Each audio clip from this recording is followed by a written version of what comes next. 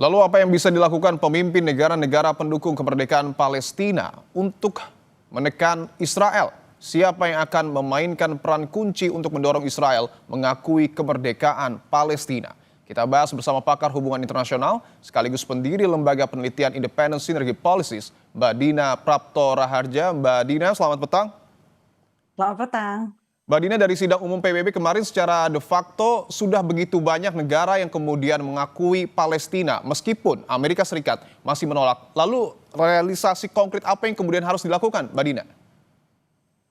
Pertama tentu Israel sendiri ya harus firm, harus tegas memang menerima ada peranan dari negara-negara eksternal untuk status Palestina di wilayah mereka, di wilayah itu.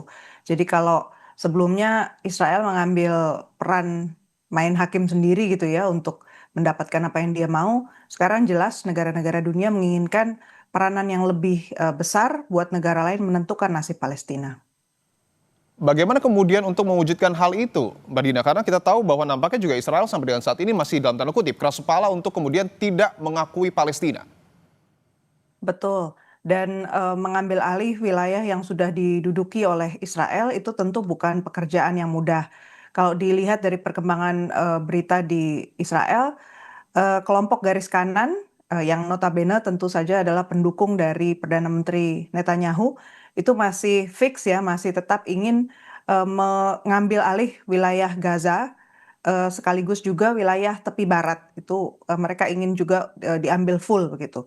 Meskipun Donald Trump sudah mengatakan tidak gitu ya Amerika Serikat jangan sampai itu terjadi, berarti masih ada aspirasi dari wilayah Israel untuk tetap kekeh ya, Betul. kukuh pada kemauan tersebut. Bahwa kita tahu juga sejumlah negara Eropa bahkan Inggris juga nampaknya sudah mulai mengakui Palestina tetapi Amerika Serikat belum. Apakah artinya negara-negara ini harus mendesak Amerika Serikat untuk kemudian mendukung Palestina? Memang harus begitu, cuman masalahnya semudah itu atau tidak. Jadi Oke. kalau kita mau zoom out sedikit apa yang terjadi di tingkat global sekarang, masalah yang dibuat atau bahkan diciptakan oleh Amerika Serikat sendiri di tingkat global itu macam-macam. Jadi saya kira yang ada di kepalanya Presiden Amerika Serikat sekarang bukan melulu hanya masalah Timur Tengah Oke. atau Israel Palestina, tapi dia punya ada agenda Cina, ada agenda Rusia, ada agenda Uni Eropa, dan semuanya itu belum ada yang dealnya fix.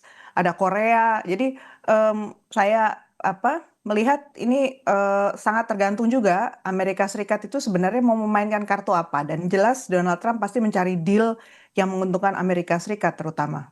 Berbicara soal politik dunia ini juga yang menarik adalah bahwa yang terbaru Tony Blair disiapkan untuk memimpin pemerintahan sementara di Gaza. Apa yang kemudian Anda baca dari rencana ini, Mbak Dina?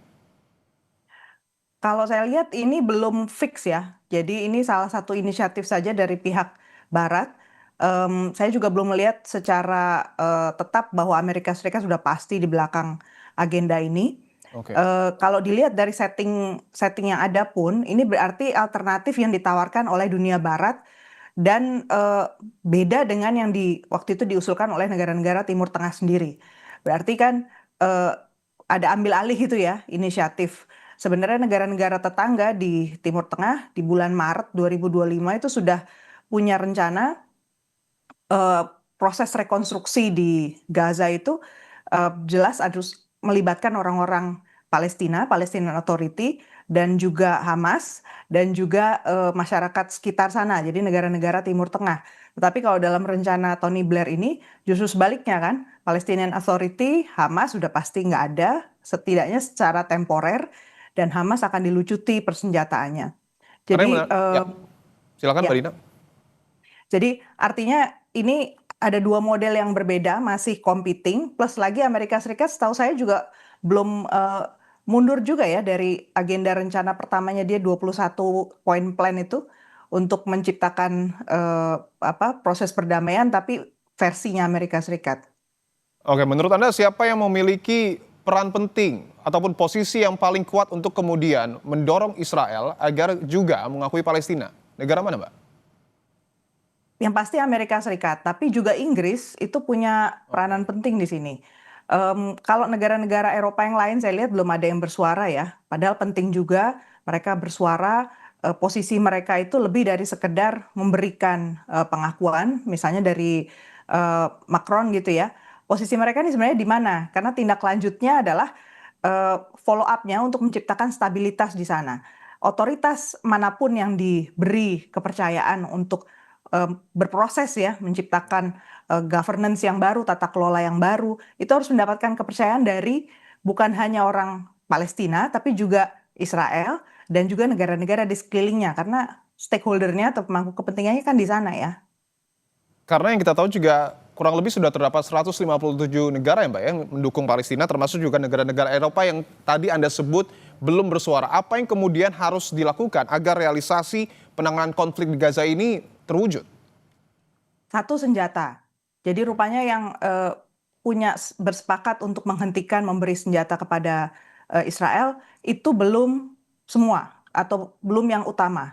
Negara-negara Eropa yang sampai sekarang belum mengakui kedaulatan Palestina seperti misalnya Jerman, kemudian Italia, notabene negara-negara besar di Uni Eropa itu masih tetap dalam posisi ingin mengirimkan uang dan senjata kepada Israel. Demikian pula Amerika Serikat. Artinya selama Israel masih punya alat untuk melakukan kekerasan dan melakukan apa yang dia mau, bisa jadi jalan masih berliku.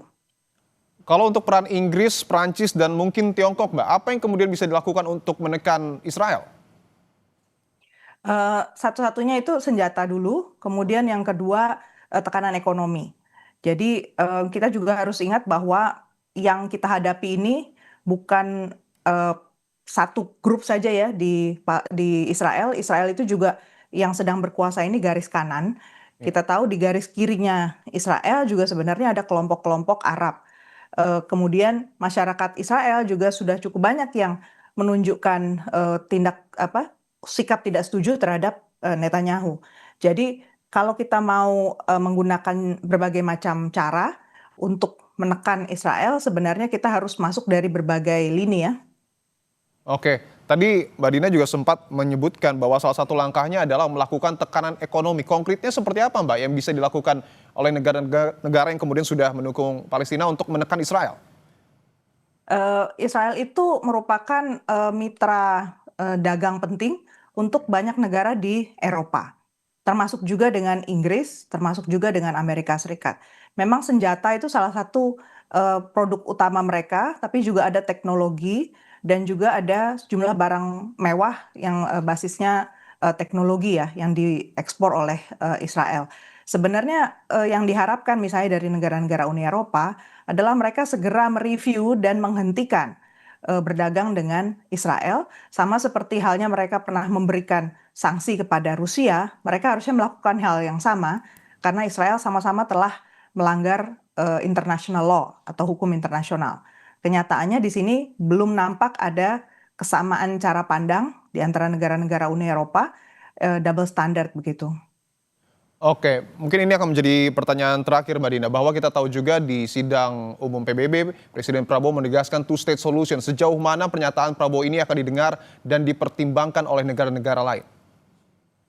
Two-state solution itu konsisten ya disuarakan oleh bukan hanya Indonesia tapi juga negara-negara lain di Timur Tengah dan seharusnya tetap kita jaga, tidak boleh dinegosiasikan begitu. Memang dua negara itu harus ada, tapi tentu saya memberi catatan khusus ya, hanya dengan memberi tempat saja itu kita tidak boleh memberikan impunitas kepada genosida.